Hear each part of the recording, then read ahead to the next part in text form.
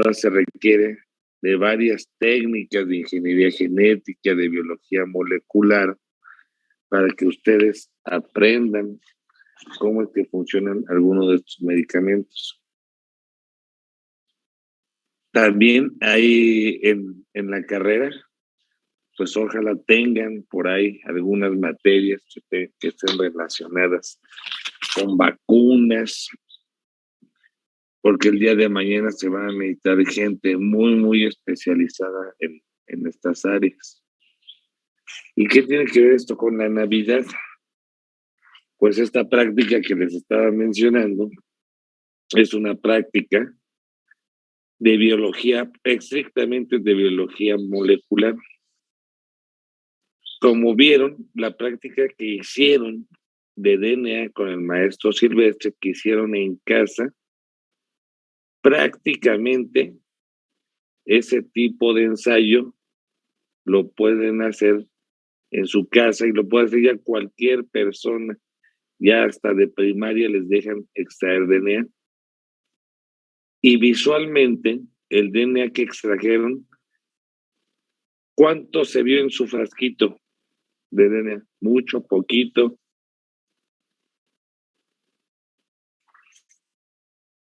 ¿Se vio mucho en su Poquito. frasquito? Yo hice de plátano y ahí me salió más.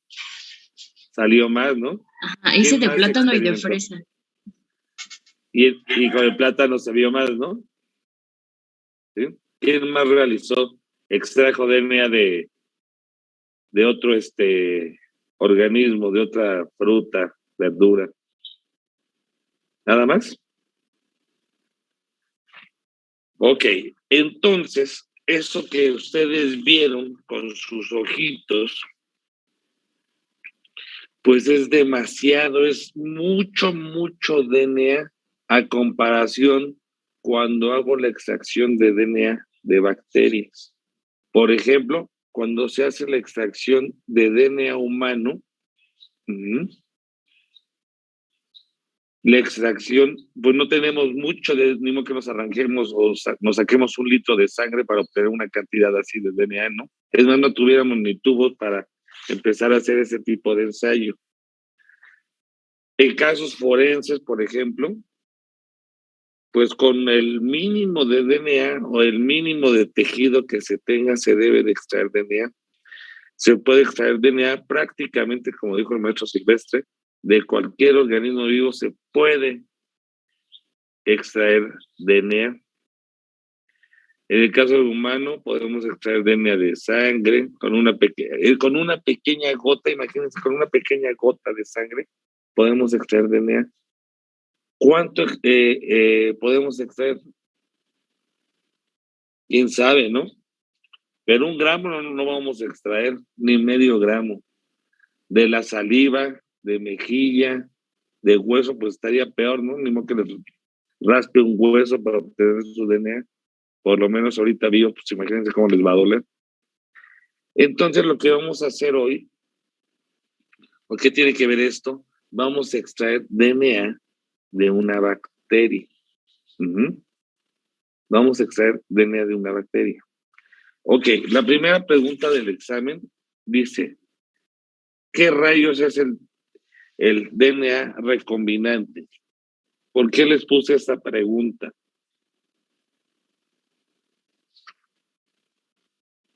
¿Qué es eso? Digo, porque lo tuvieron que googlear ahorita y ponerme una respuesta. Y como soy bien flojo, le pusieron control C, control V. ¿Qué es el DNA recombinante? ¿Por qué les puse esa pregunta? Pues porque, como dice DNA recombinante, o sea, como lo dice el título, es la recombinación de dos DNAs de 2 diferentes especies. O no es la recombinación a la unión de 2 DNAs de 2 diferentes especies. De 2 diferentes especies. Y la otra pregunta, ¿qué es un gen? ¿Qué es un gen? ¿Para qué rayos sirve estudiar los genes?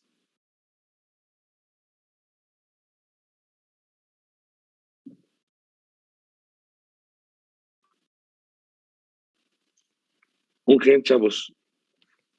Pues es como la parte que conforma la cadena hereditaria que tienen los organismos. ¿La cadena qué, perdón? La cadena hereditaria, o sea, son como las unidades básicas que forman la cadena. Las unidades básicas que forman la cadena. ¿Alguien más? ¿Una idea de gen, chavos?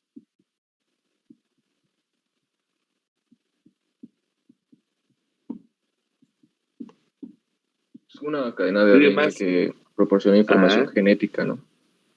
Que proporciona información genética. Otra idea.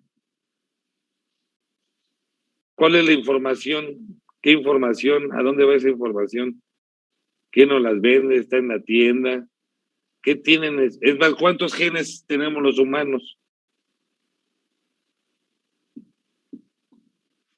Muchos. Muchos. ¿Cuánto es mucho? ¿Cuántos genes tendrá el arroz? A ver.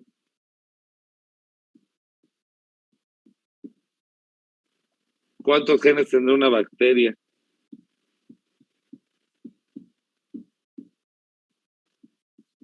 Muy bien. Pues ahorita vamos a descubrir el gen efectivamente es una secuencia de DNA que codifica, ¿sí? Para RNA, así a grosso modo, y posteriormente a una proteína en específico. ¿Ok? Los humanos tenemos alrededor de ahí aproximadamente de 18,000 genes. Todas las proteínas que ustedes tienen las codifican por ahí un gen. Uh-huh. O en específico cierto número de genes. ¿Sí se entiende? Es que puede ser aburrida esta clase, pero es importantísima para su formación. Entonces, ahorita lo que vamos a hacer es extraer DNA de DNA plasmídico en específico de una bacteria. ¿Ok? ¿Sí se entiende lo que vamos a hacer? Entonces, vamos a agarrar ahorita el diagrama de flujo y lo vamos a usar conforme a la práctica. Ahorita voy a compartir la pantalla y la maestra Sakuntala nos hizo el favor de preparar un material para poder presentar el DNA plasmídico. ¿Sí ven mi pantalla, jóvenes? Sí, profe. Sí, profe. Ok, ahí va, ¿eh? Vamos despacio para que se entienda esto. Esto se ve muy en chino y más porque no hacemos esta práctica por la situación en la que estamos viviendo. Bueno, como les comenté, esta presentación la elaboró la maestra Sakuntala y vamos a usarla de acuerdo al diagrama de flujo que hicieron. Ok. ¿Qué diferencia? ¿Qué es eso? Para empezar, ¿qué es eso de DNA plasmídico? ¿Qué rayos es un plasmídico? ¿Qué rayos es eso? ¿Qué quiere decir plásmido, por lo menos, la palabra? Pues yo investigué que era DNA circular, que generalmente viene de las bacterias, que está muy enrollado. Ajá, se oye horrible, Pablo. Ok, pero más o menos se escuchó. Ok, ¿quién más me puede decir qué es un plásmido? Si les preguntan en este momento así, ¿qué es un plásmido? ¿Qué me pueden decir de eso? ¿Qué es un plásmido? ¿Quién más me ayuda? Vamos a despertar. Yo tengo que es una pequeña molécula de ADN circular que a menudo se encuentra en las bacterias. Que a menudo se encuentra en las bacterias. Muy bien. ¿Otra idea? Que tienen la capacidad de replicarse de los cromosomas. Capacidad de replicarse, como de los cromosomas. A ver, no entendí eso. Perdón, independientemente de los cromosomas. Independientemente de los cromosomas. Entonces lo que dijo su compañera es que dentro de la bacteria hay DNA cromosomal y DNA plasmídico. ¿Alguien puede encontrar qué función tiene un plásmido? Ya que sabemos que es un plásmido, ¿qué función tiene un plásmido? ¿O de qué rayos nos sirve a nosotros en nuestra vida diaria que tengan un plásmido? ¿Por qué estar ahí adentro? ¿Cómo llegó ahí? ¿Lo puso Diosito? ¿O qué? ¿Qué función tendrá un plásmido?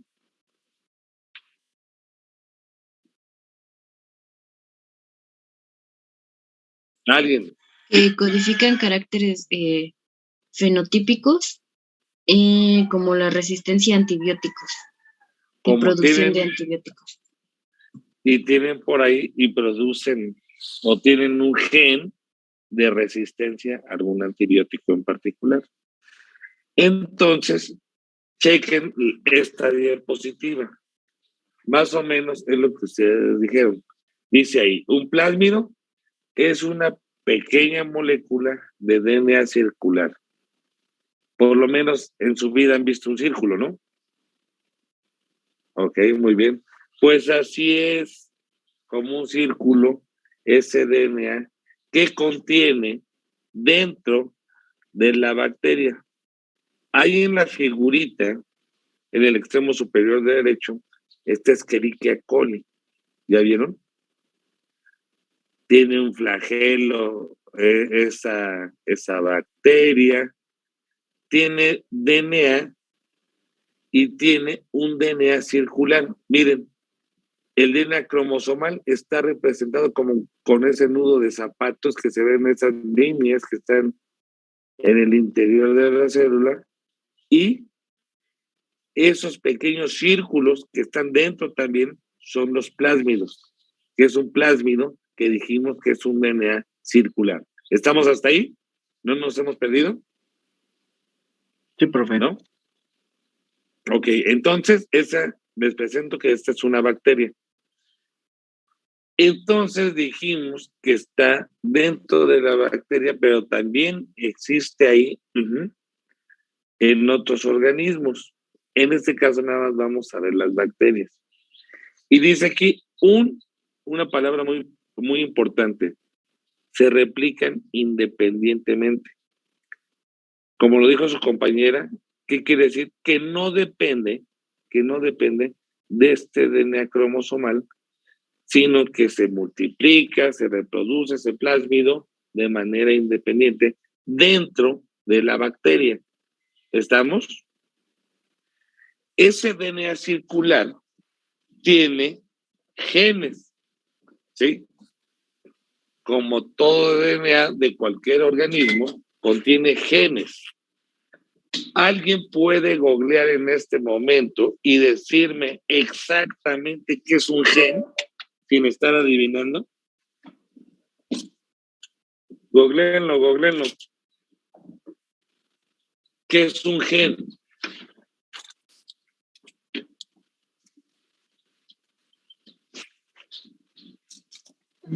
¿Es la unidad física básica de la herencia? La unidad física básica de la herencia. Ok, algo más bioquímico. Yo encontré que es la información genética que se almacena en las secuencias lineales de nucleótidos. Ajá. En las secuencias lineales de nucleótidos. Okay, ¿quién puede traducir eso? Imagínense que se lo expliquen a su abuelita, a su mamá.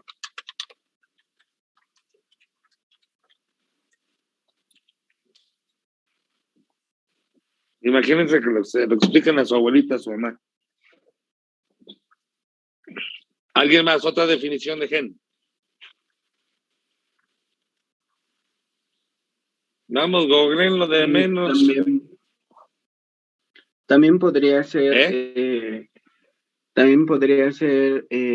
que especifica la secuencia de aminoácidos de las proteínas. Ok, dijimos también que ese gen, ¿sí? Se convierte a RNA y posteriormente, ahí con el código genético, que lo van a ver más adelante, se produce una secuencia de aminoácidos. Y esta secuencia de aminoácidos posteriormente se convertirá a una proteína. ¿Ok? El caso es que los plásmidos, chequen, en ese DNA circular que están viendo ahí, tiene resistencia a algunos antibióticos. Por ejemplo, imagínense nada más, ¿qué pasa si yo pongo a crecer en un medio de cultivo a esta bacteria, en un medio de cultivo? ¿Qué creen que pase si yo pongo esta bacteria en un medio de cultivo adecuado? ¿Qué le pasará a la bacteria? Se va a reproduce replicar. Se va a replicar, muy bien, se va a replicar esa bacteria. Ahora imagínense, chequen la pregunta, ¿eh? Una vez entendiendo esto, este pequeño concepto, si la bacteria, oigan bien, tiene un gen de resistencia, por decir ampicilina, que es un antibiótico, y yo le pongo al medio antibiótico, dentro de ese matraz donde yo tengo el crecimiento de mi bacteria, yo le pongo ampicilina, ¿qué creen que pasa en el medio? ¿Se reproduce, no se reproduce? ¿O el antibiótico elimina la bacteria? Pues si tiene resistencia se va a reproducir aún así, ¿no? Exactamente. Si tiene resistencia a ese antibiótico, se va a reproducir. Muy bien. Ahí les va otra. Si yo le pongo si la bacteria tiene un gen que tiene resistencia a ampicilina, pero yo le pongo otro antibiótico, ¿sí? ¿Qué creen que le pongo penicilina? ¿Qué creen que pase en el medio? ¿Crece o no crece? ¿No crece? No crece. ¿No crece? La penicilina impide que se reproduzca. Impide que se reproduzca porque tiene un gen que es de resistencia a la ampicilina. ¿Sí se entiende la diferencia, chavos? ¿Sí se entiende? Sí, profe. Ok. Entonces, esto es muy padre porque los plásmidos, ¿sí? Ya dijimos que son moléculas circulares. Eso ya se entendió. Moléculas circulares de DNA. Pueden tener las bacterias allá adentro, pueden tener una copia de un plásmido o múltiples copias de ese plásmido. Dentro de ese DNA circular, pues tiene varios genes, ese plásmido, que codifican a ciertas proteínas. Pueden multiplicarse, y dice aquí que la mayoría habita en bacterias. Y que el 50% de esas bacterias en el ambiente posee plásmidos. ¿Qué quiere decir eso al español? Ustedes, cuando tienen algún tipo de infección, chequen, el médico les da un antibiótico. Se ha pasado eso en su vida, ¿no? Sí les han dado un antibiótico, ¿no? Sí. Sí. Ok.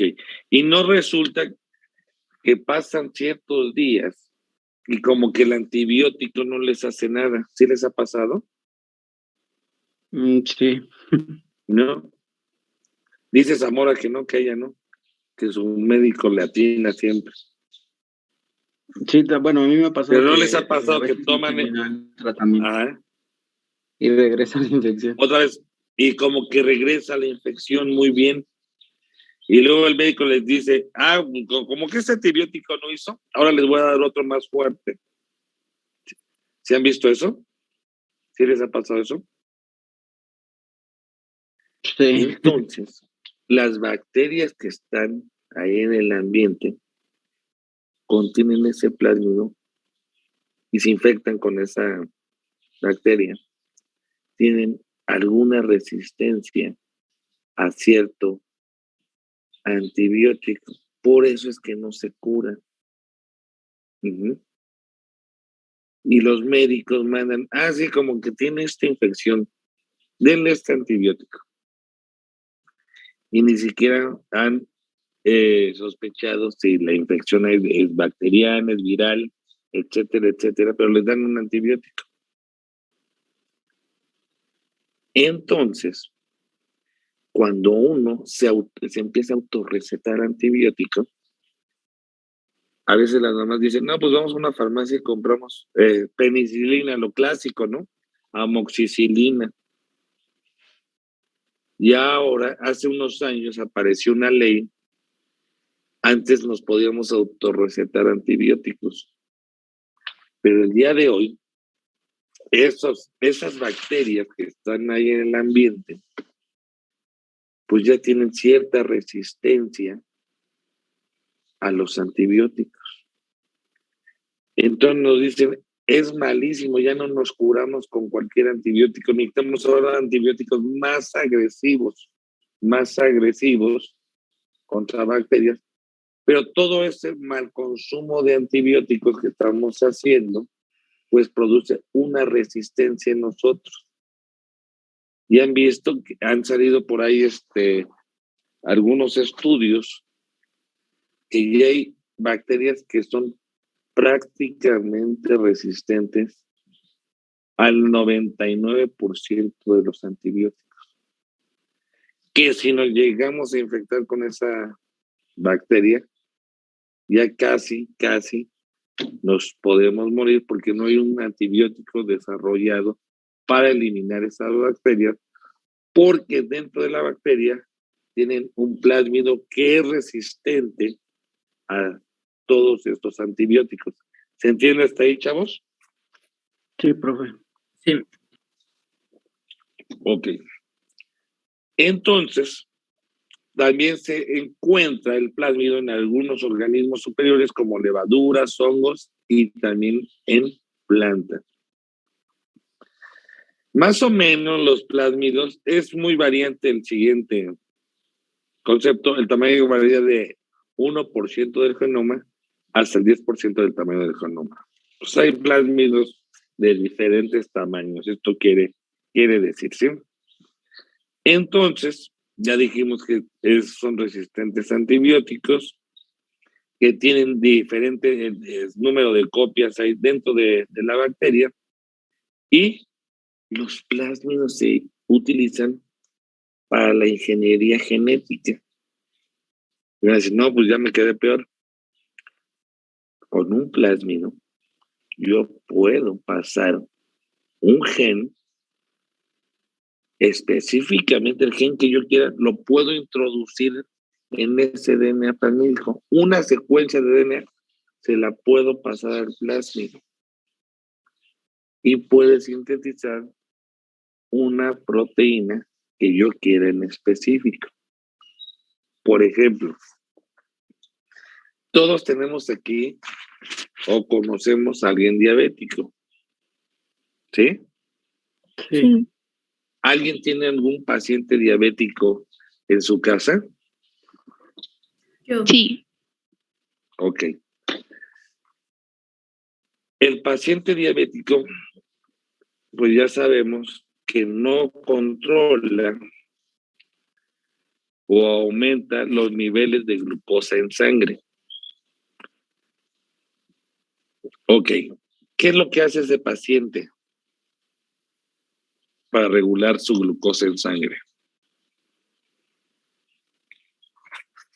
Pues Aparte de primero le dan medicamento y si no funciona, pues ya le ponen insulina. Exacto. Primero le tienen que regular su dieta, ¿no? Controlar la ingesta y la carga de carbohidratos. Y posteriormente le dan insulina. La insulina propiamente es una proteína que se sintetiza en el páncreas, en las células beta de los islotes del Langerhans en el páncreas. Entonces, por alguna razón, el paciente diabético, su páncreas ya no produce la insulina suficiente para regular los niveles de glucosa en sangre. ¿Y qué hace el paciente diabético? Entonces, se tiene que inyectar insulina, que ya dijimos que es una proteína. Imagínense hace 50 años que no había computadoras, que no se conocían, es más, se conocían, por ahí Dayhoff, una investigadora, allá en Estados Unidos, nada, se conocían 153 proteínas, su secuencia de esas proteínas, o sea, la secuencia de aminoácidos, no se conocía hace 50 años, 150 proteínas. Hace 50 años, pues también había pacientes diabéticos. ¿De dónde extraían la insulina? Del cerdo. Del cerdo, ¿no? Del páncreas se extraía esa insulina, del páncreas de cerdo. Ahora, ¿cómo se hace, chavos? Me parece que utilizan el plásmido de Saccharomyces o de Escherichia coli, ¿no? Algo así. Sí, está bien, de Escherichia coli. Entonces nosotros, fíjense bien, le pasamos a la bacteria Escherichia coli un gen 100% humano que sintetiza la proteína, se lo pasamos al plásmido de la bacteria, y esta bacteria en un medio de cultivo se empieza a reproducir, pum, pum, pum, pum, se empieza a reproducir. Entonces, ¿qué tengo que hacer yo? Liso a las bacterias, a ese cultivo, y conociendo el punto isoeléctrico de esta proteína, yo puedo aislar la proteína. Y posteriormente han visto los viales de los pacientes diabéticos, ¿sí? Los pequeños viales. Yo, sabiendo eso, puedo mantener ese medio de cultivo y posteriormente extraer la insulina de este medio cuando liso la bacteria, y puedo tener exactamente insulina 100% humana, en vez de tener una granja de cerditos que tengo que extraerles el páncreas, aislarlo, quién sabe cuánto se extraiga de un páncreas de cerdo, de insulina. Mejor pongo un puesto de carnitas, ¿no? Sería más viable. Entonces, es una aplicación que se tiene muy concreta, muy específica, y que la vemos a diario. Bueno, no la vemos a diario, pero sí en estos pacientes. Entonces, yo, para conocer un plásmido, dijimos que es un DNA circular. ¿Qué es lo que tengo aquí en el centro? Miren, ¿ya vieron? Es un DNA circular que está aquí marcado en rojo. Fíjense bien. En el centro dice PUC19. PUC19, ese nombrecito tan raro, ya vieron que la P está en minúsculas. Le pusieron un nombre a este DNA, un nombre que se les ocurrió en ese momento. Le pusieron la P, significa plásmido, UC, Universidad de California, 19. Y abajito de ese nombre viene un numerito que dice 2686 BPs, ¿sí? BP significa pares de bases, ¿sí? Base pair, ¿no? En inglés. Pares de bases. ¿Qué quiere decir eso? Arriba viene un número 0.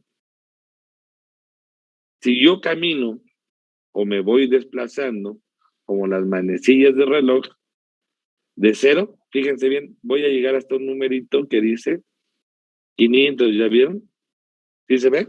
¿Sí lo alcanzan a ver ahí? Sí.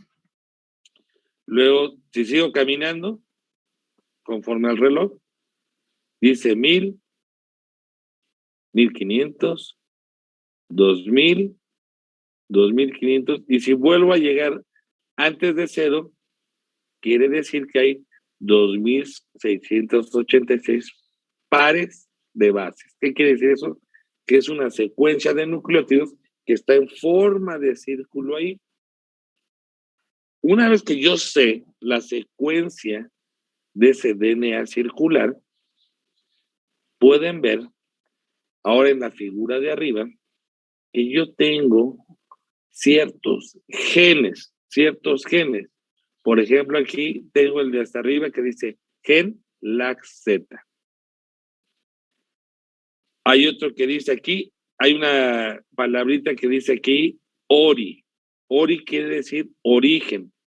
Y dice aquí el origen de la replicación. Ahí se va a empezar a replicar ese plásmido. Es el origen. Y tengo aquí del otro lado otro círculo que dice AMP-R. R quiere decir resistencia. ¿A qué antibiótico? ¿A qué antibiótico? ¿Cuáles serán las siglas, el acrónimo de AMP? De ampicilina. Muy bien. Entonces, para no poner esa palabrota de ampicilina, se le pone AMP.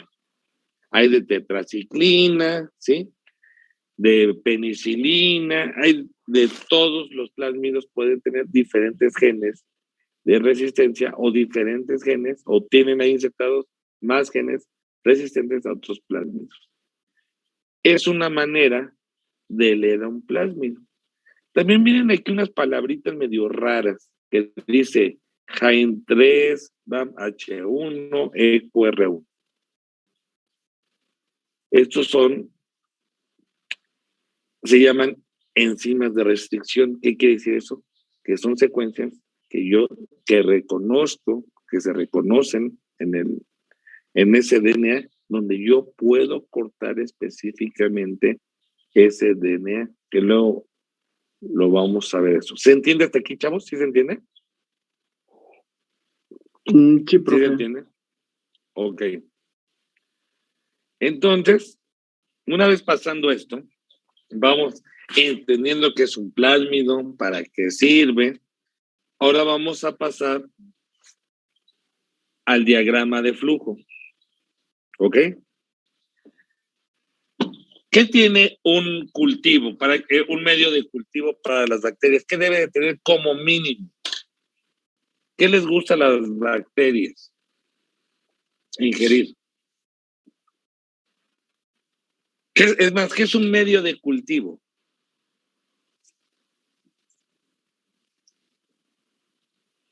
¿Qué es un medio de cultivo? Pues generalmente es el que se utiliza para sembrar bacterias, ¿no? En las cajas Petri. Exactamente. En las cajas Petri, o en un medio de cultivo, vaya, ¿no? ¿Qué les gusta? ¿Qué tendrá ese medio de cultivo, chavos? Es más, ¿qué bacteria voy a usar en esta práctica? Escherichia coli. Escherichia coli, muy bien.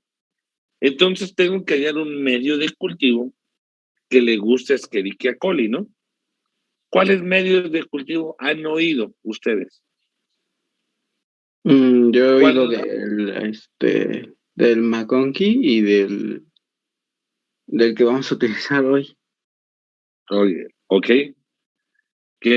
Puede ser un medio ahí de agar, ¿no?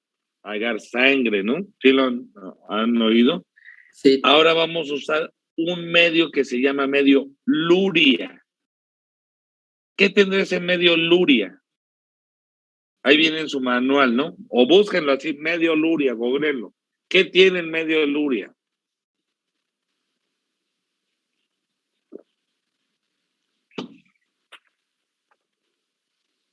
¿Qué tiene? Por ahí, ¿qué tiene el medio Luria?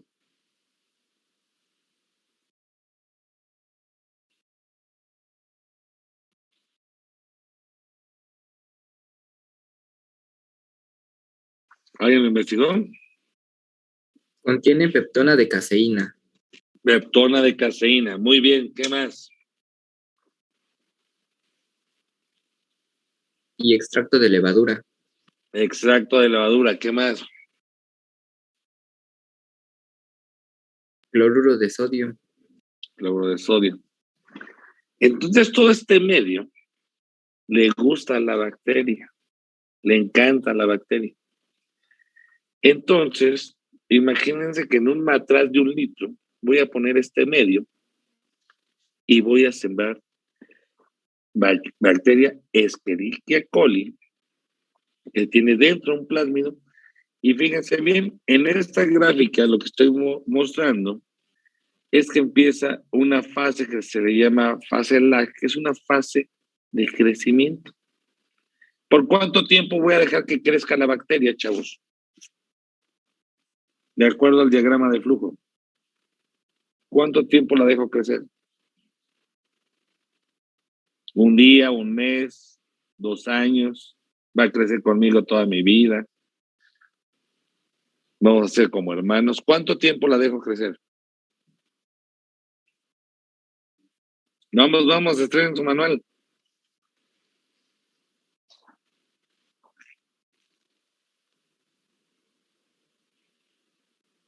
¿Cuánto tiempo se les ocurre?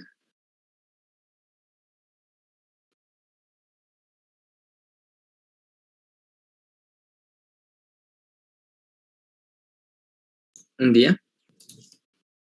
1 día, 24 horas. Entonces tenemos que estudiar siempre que queramos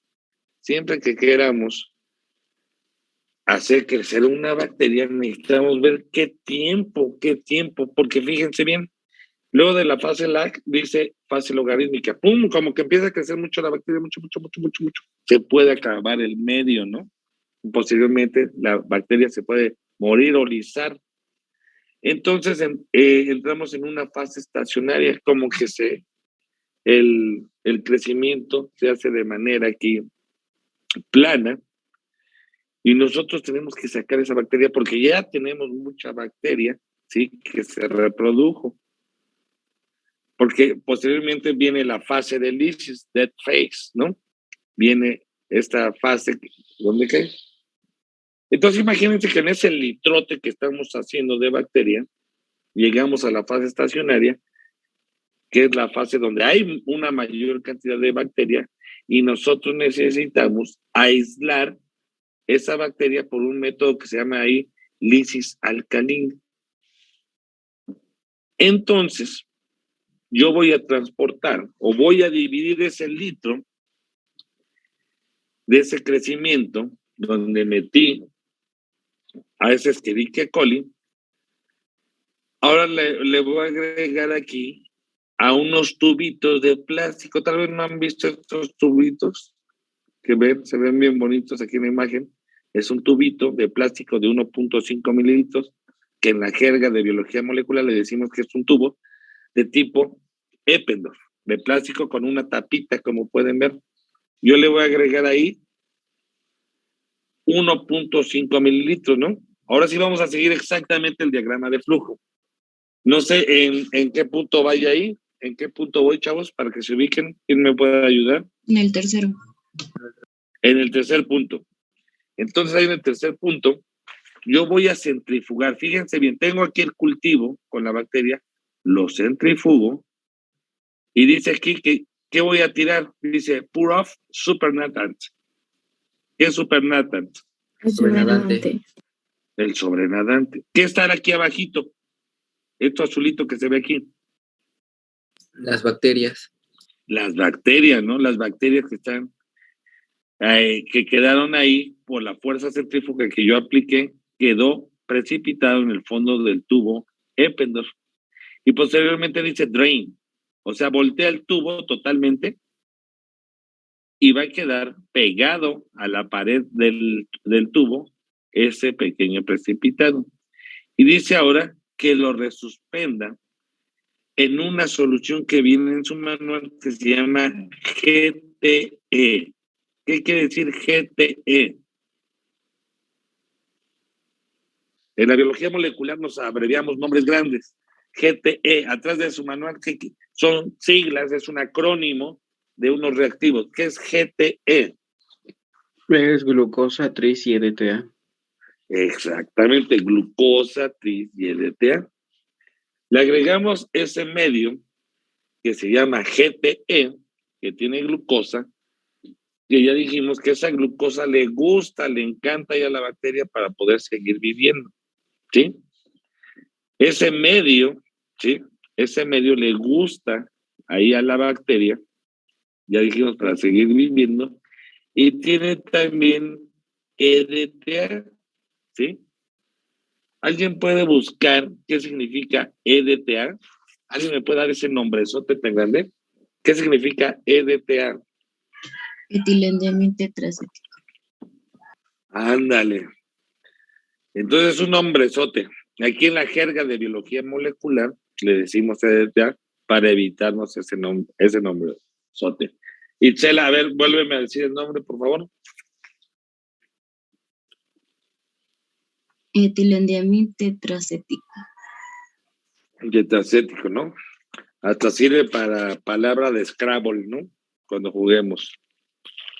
Entonces el EDTA es un agente quelante. Es un agente quelante.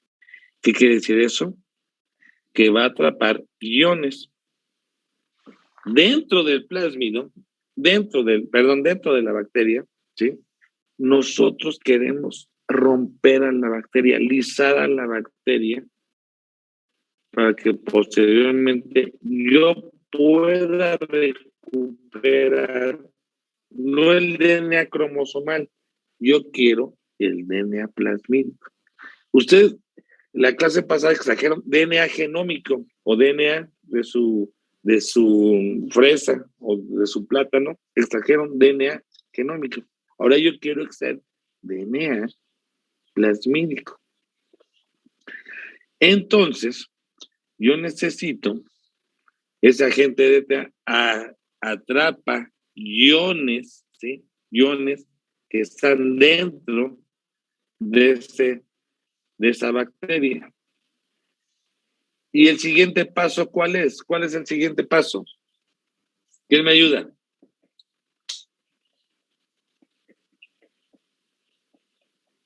¿Cuál es el siguiente paso? Ya le agregué, es más, ¿cuánto le agregué de esa solución número 1? ¿Cuánto le agregué? 100 microlitros. 100 microlitros, muy bien. Luego, ¿qué le hago a ese tubo? Resuspender con Vortex e incubar 5 minutos en hielo. Vortex, e incubar 5 minutos en hielo. Ok. ¿Qué es un vórtex? Un vórtex es un aparato que vibra, que agita. Uno pone el tubito como en ese aparatito que vibra y lo que hace es resuspender el botón. Una vez que resuspende el botón, lo dejo incubar ahí 5 minutos. ¿Y ahora qué le agrego? ¿Qué le agrego? ¿Qué es la solución 2? La solución 2 es del detergente SDS al 1%. Ajá. Y también, bueno, se mezcla invirtiendo el tubo 3 o 4 veces y luego otra vez se incuba 5 minutos en hielo. Y otra vez 5 minutos en hielo. La solución 2, chavos, tiene ahí, como dijo su compañero, SDS e hidróxido de sodio a 0.2 normal. A esta solución le llamamos solución de lisis. ¿Qué quiere decir solución de lisis? ¿Qué quiere decir eso de solución de lisis? Una solución que rompe la membrana de la bacteria. Muy bien, muy bien. Rompe, jode ahí la membrana de la bacteria. Muy bien. ¿Alguien busca qué es la palabra SDS? ¿Qué es SDS? Ese acrónimo. Es el dodesil sulfato de sodio. Dodesil sulfato de sodio, que propiamente es un detergente. Es un detergente, el SDS. ¿Por qué se usa un detergente aquí? Alguien se ha bañado, ¿no? Y ha usado un detergente. Pues se va a encargar de disolver los fosfolípidos que se encuentran en la membrana. Muy bien. Pues ahí dice, ¿no? Se va a encargar de romper esos fosfolípidos, de deshacer esos fosfolípidos, y una vez que se deshace ahí la membrana, ¿qué habrá dentro de una bacteria a este nivel, chavos? ¿Qué tiene adentro una bacteria? A ver, necesito saber por lo menos 10 cosas que están adentro de una bacteria.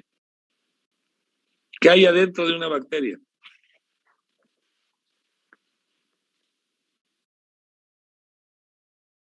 Sale, ¿con quién empezamos? Zamora, ¿qué hay adentro de una bacteria?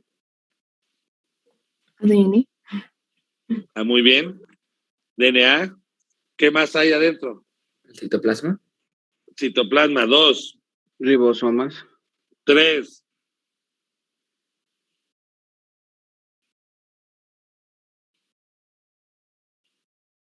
Ok, déjense su tarea ustedes solos. Tarea extra. ¿Qué tiene adentro una bacteria? ¿Sí? Ahí hagan un dibujito de qué tiene adentro una bacteria para que se enteren que hay bacterias en este planeta.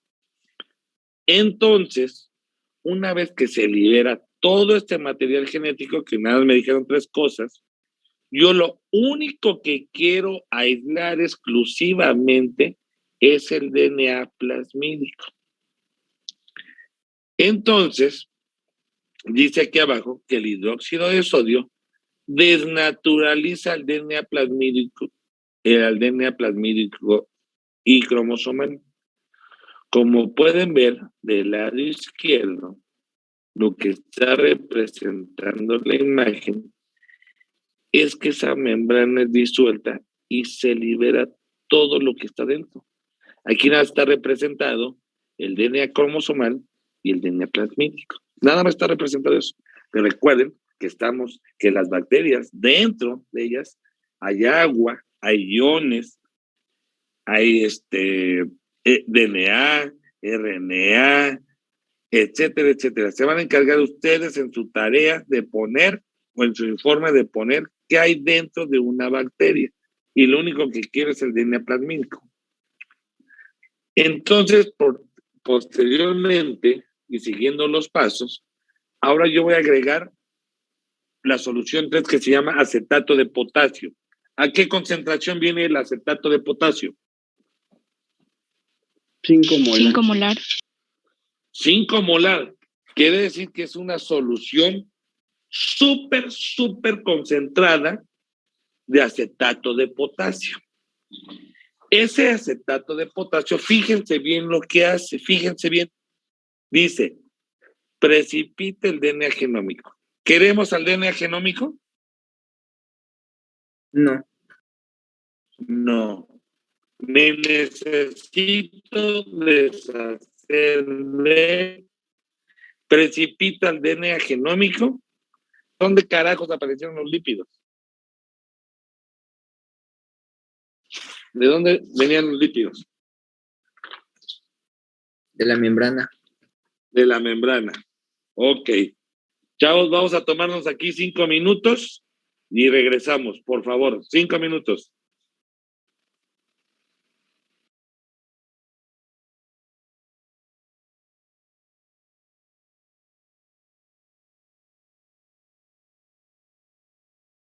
Entonces, tenemos que agregar ahora isopropanol. El isopropanol, como dice la diapositiva, disminuye la constante dieléctrica y también separa proteínas que quedan todavía en el medio. Una vez acabando esta rutina o esta técnica de laboratorio, yo puedo resuspender el DNA. Fíjense bien los volúmenes que estoy manejando. En 5 microlitros de algo que se llama TE. ¿Qué rayos es eso de TE? ¿Qué es eso de TE?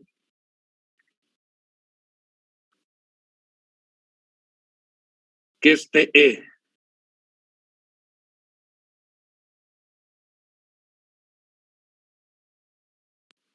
Es tris-eta.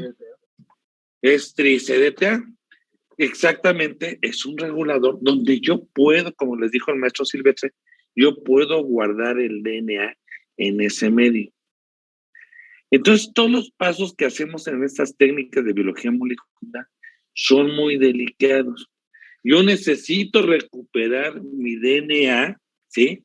Que ya dijimos que el DNA plasmídico es un DNA de tipo circular.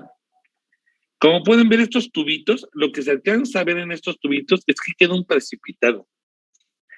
Como es muy poco DNA a comparación del DNA que extrajeron ustedes de la fresa, este DNA ni se alcanza a ver.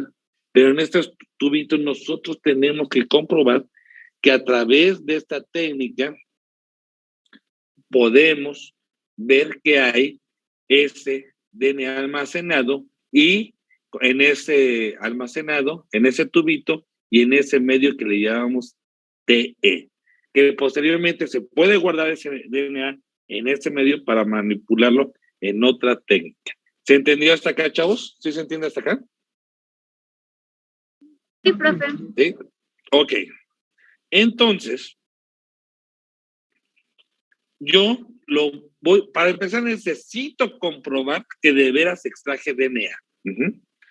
Estas técnicas, como ustedes pueden ver, son técnicas que también se usan, por decir, cuando yo quiero extraer DNA de alguna muestra ahí de forense y no tengo mucha muestra y necesito recuperar el DNA, lo tengo que hacer a través de una técnica que se llama electroforesis en gel de agarosa. Aquí ustedes están viendo la agarosa, propiamente es un polvo blanco que se disuelve en agua a cierta temperatura, casi a una temperatura así, hirviendo el agua.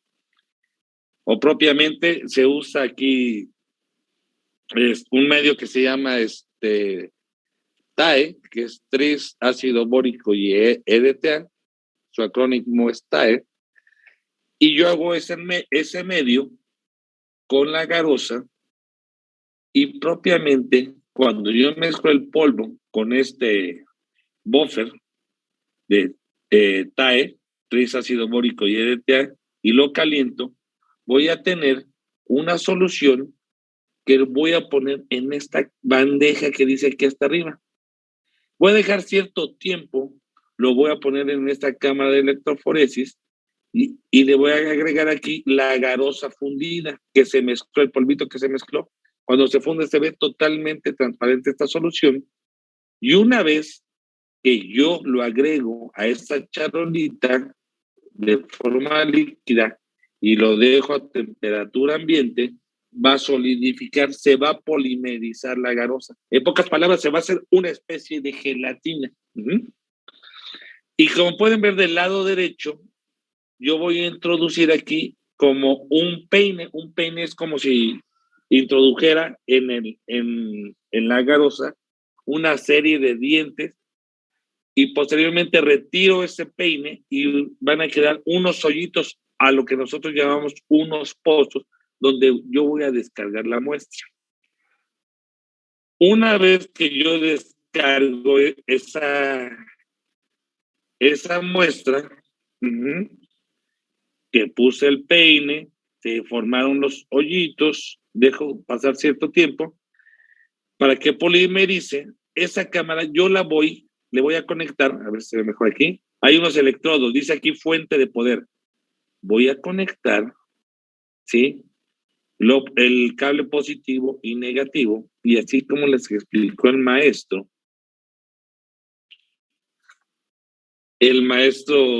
Silvestre, el DNA tiene una carga negativa. Ok, fíjense bien, aquí está el negocio de todo esto. Pongan mucha atención, chavos. Estas son unas fotos o unas imágenes vista aérea de un gel de agarosa. Como pueden ver en la parte de hasta arriba, están los pozos que yo hice en el polímero de agarosa. Yo voy a depositar aquí, son unos pequeños pocitos que con una micropipeta y con un colorante que se llama azul de bromofenol, yo voy a resuspender de mi tubo epenol, de esta pequeña madrecita que acaban de ver aquí, esta pequeña cantidad, yo lo voy a resuspender en té y voy a extraer el DNA con azul de bromofenol, que es un colorante, y lo voy a meter a cada uno de estos pocitos. ¿Para qué rayos lo quiero meter ahí? Quiero comprobar que mi técnica funcionó y que tengo la cantidad que tengo DNA en mi extracción que hice. Como dijimos que el DNA tiene una carga negativa, va a pasar por esa gelatina, es una malla. ¿Cómo va a pasar por esta malla? Pues del lado superior yo voy a conectar el cable negativo y abajo voy a conectar el cable positivo en ese gel agarosa. Voy a inundar la cámara con un buffer, cierro el circuito. Aquí no viene. Cierro el circuito de esta cámara del lado derecho y por medio de cargas eléctricas yo voy a hacer que el DNA pase por esa malla y lo va a ir como jalando, va a ir como pasando ahí el DNA. Entonces, depende cómo yo haya tratado ese DNA, ¿sí? Si en la técnica lo agité mucho, si no hice los pasos a tiempo, si no centrifugué correctamente, yo voy a obtener ese DNA con diferentes isoformas o diferentes formas, por ejemplo. Entonces el DNA, lo que vamos a hacer allá en laboratorio, el DNA no lo podemos ver, no lo ven nuestros ojitos, porque el DNA tiene su pico, su absorbancia por sus anillos, por esa resonancia de sus anillos, a una longitud de onda de 260 nanómetros. Entonces, yo lo que necesito es verlo. Y acuérdense que yo nada más veo, nosotros vemos en la región visible. Entonces, yo voy a meter el DNA en una solución que es cancerígena que se llama bromuro de tirio. El bromuro de tirio estructuralmente se parece a las bases, a los nucleótidos del DNA y se va a intercalar en esa secuencia de DNA o en ese DNA plasmídico. Cuando se intercala, produce, ¿sí?, una radiación que yo puedo ver del lado izquierdo, como ven, se ve como moradito. Lo voy a meter en un aparato que se llama transiluminador. Repito, transiluminador, que propiamente este aparato tiene una lámpara UV y así se ve. En ese aparato transiluminador se ve de esta manera, UV. Este aparato, yo puedo cambiar las luces, el tipo de luz de este aparato y lo puedo ver con otro tipo de luz como lo están viendo del lado derecho. Pero realmente es el mismo gel, con luz UV y sin luz UV. Entonces, si el DNA migra en esa gelatina, en ese polímero, va a salir del pocito. Y fíjense bien, depende cómo hayan tratado al DNA plasmídico, yo puedo obtener 3 isoformas. La isoforma circular, la isoforma lineal y la isoforma que le llamamos súper enrollada. ¿Ok? Todos nos hemos subido al metro a la hora pico. Cuando uno se quiere subir a Indios Verdes, los que vienen allá del planeta de Catepec, de por allá, y se quieren subir al metro a Indios Verdes a las 7 de la mañana, es casi imposible subirse. Pero imagínense que yo los hago bolita y los meto, ¿sí?, al vagón. Si yo los aprieto y los comprimo, la isoforma que pasa de alguna manera más fácil sobre el gel de agarosa es la forma súper enrollada. Pero si yo los dejo ahí de manera que no los aplasten, no los enrolle, la segunda isoforma que migra es la isoforma lineal. Pero imaginemos que vamos todo el grupo a las 7 de la mañana y nos queremos subir en el vagón y todos nos agarramos de la manita como la rueda de San Miguel, pues sería casi imposible subirnos a ese vagón del metro y por lo tanto la forma que menos migra en el gel de agarosa es la isoforma circular relajada. ¿Ok? También dijimos que dentro de la bacteria hay RNA. Miren, también hay RNA. Y esa mancha que se ve en los dos geles como que brilla o emite una cierta coloración. Esas manchas que se ven abajo es el RNA. Es el RNA migra más. ¿Por qué creen que migra más el RNA que el DNA? ¿Quién me podría decir? ¿Por qué migra más? Miren, hasta acá abajo se ve como blanco, ¿ya vieron? ¿Por qué migra más? ¿Qué tiene diferencia entre el DNA y el RNA? Que el DNA tiene 2 hélices y el RNA solo tiene una. Solamente es una hebra, ¿no? Solamente es una hebra. Por eso es que migra más. Es más fácil que pase una hebra, una viborita por la agarosa, que pase un DNA de tipo circular. ¿Sí se entiende, chavos? Sí, profe. Por eso es que está hasta abajo. Y también, bueno, pues es más fácil que pase el RNA que el DNA. Entonces, ¿qué espero yo ver en este tipo de técnica? Yo espero ver que desaparezcan a ustedes 3 bandas, ¿sí? Hay gente por ahí que hace un paso más y tira el DNA y luego no ven nada. Como pueden ver, hay unos pozos aquí hasta arriba que no tienen nada. Quiere decir que echaron, quién sabe qué le hicieron a la mocha, la desaparecieron y no salió nada en el gel. Ahora hasta arriba, en cada uno de los pocitos, como pueden ver, hasta arriba, como que hay cierto brillo. Quiere decir que es DNA genómico. Eso es un DNA muy grande. Las bacterias tienen un DNA genómico que va de 500,000, oigan bien, de 500,000 pares de bases a 10 millones de pares de bases. Entonces el DNA plasmídico comparado con el genoma de una bacteria, con el DNA cromosómico de una bacteria, el plásmido es muy pequeñito. Son 2,686 pares de bases para este plásmido que se llama PUC19. ¿Se entiende hasta acá? ¿Dudas? ¿No? No. ¿No? Entonces yo espero ver que salgan esas 3 isoformas. 3 isoformas. ¿Ok? ¿Alguna duda o queja, chavos, hasta acá? ¿Todo quedó clarito? Sí, profe. Ok. Entonces, fíjense bien qué es lo que vamos a hacer el día de hoy.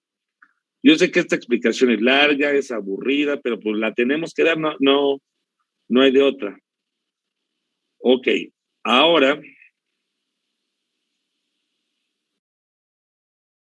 voy a liberar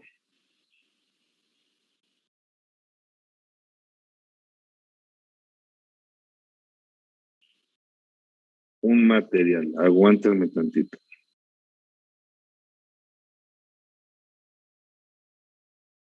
Ok.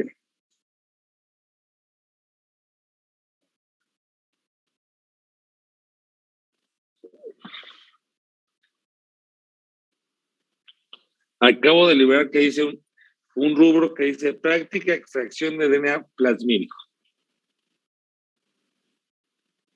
A ver si lo abren.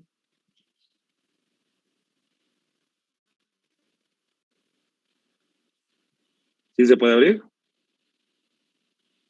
Sí. Sí. Ok, va, Para que no les dé flojera hacer la práctica, la van a hacer, la vamos a empezar a hacer el día de hoy. Es un pequeño ensayo, tiene ahí algunos errores ortográficos, que luego no sé por qué lo cambio y regresan esos errores, pero yo creo que es el formato, pero es lo de menos ahorita. Fíjense bien. ¿Sí estoy compartiendo mi pantalla, chavos? Sí, profe. ¿Sí? Ok, fíjense bien. Es una pequeña lectura de todo lo que les he platicado el día de hoy. Obvio que viene un poquito más completo aquí.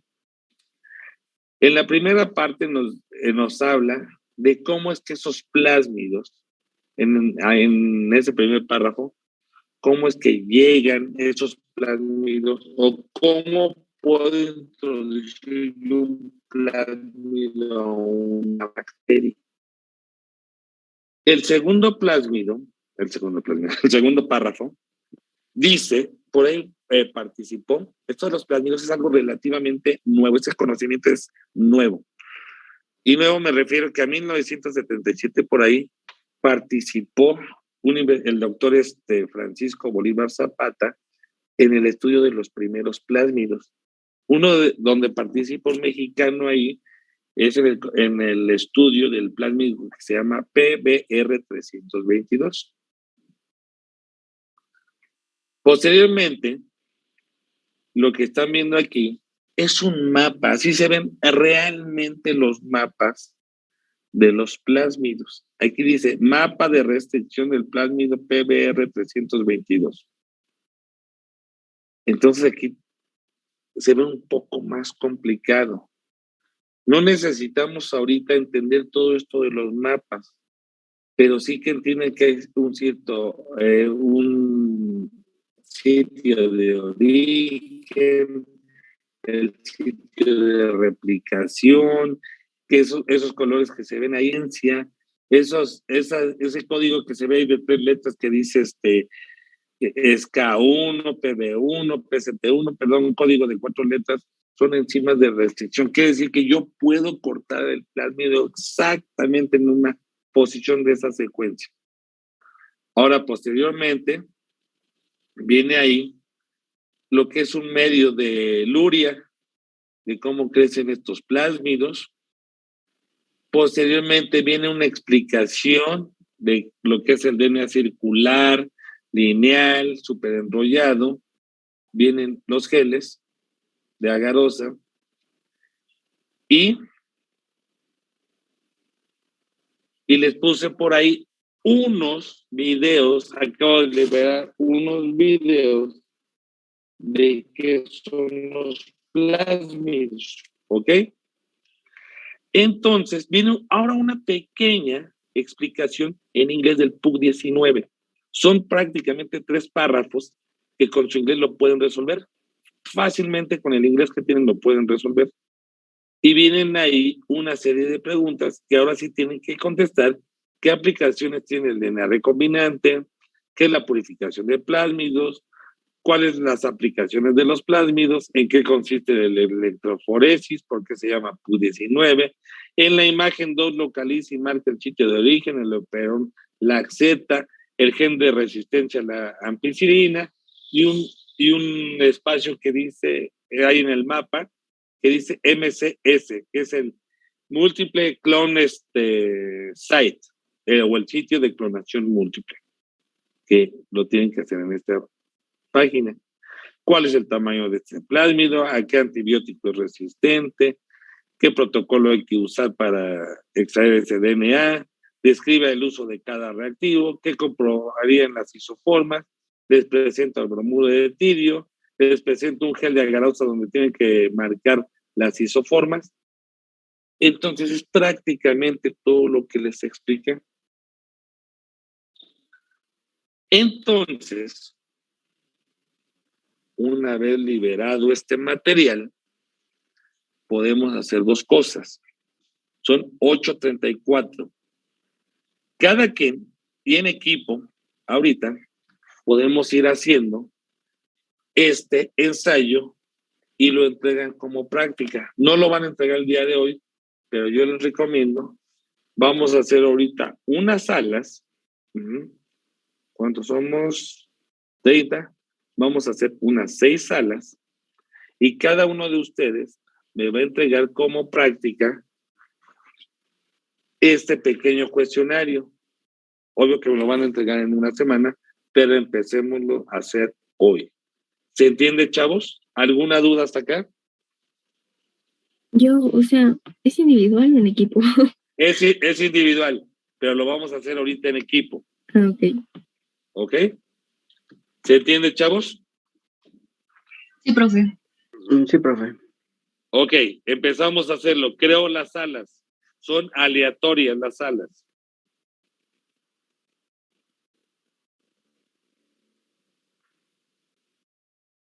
Listo, creando las salas.